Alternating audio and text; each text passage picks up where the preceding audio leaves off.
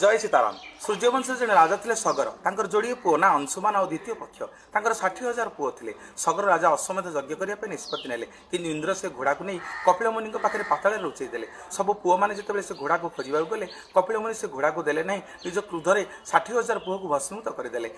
अंशुमान और द्वितीय पक्ष थे जानिले अंशुमान जाकि पहुँचले से घोड़ा को आने पूर्वज मान को आने किंतु एभली एक समस्या था गंगा स्वर्ग आसिले से पूर्वज मैंने मुक्ति पाइबे यही भावना नहीं अंशुमान तपस्या बसिले सी गंगा को आनीपारे। तापर दिलीप सूर्यवंश राजा से तपस्या बसिले सी गंगा को आनीपारे। तापर पुओ भगीरथ सी तपस्या कर गंगादेवी को मुग्ध कले। गंगादेवी कहले मोर स्रोत शंकर भगवान को बिना कहीं हेले संभाली पारे ना। शंकर भगवान निष्पत्ति नेले गंगादेवी गर्भ केमती भांगे निज जटारे गंगा को रखिदे गंगा बाहर बाट पाइले नहीं। एवं शंकर भगवान तांकर गर्भचूर्ण कले गंगादेवी हार मानिले प्रभु को स्मरण कले से जटारू शंकर भगवान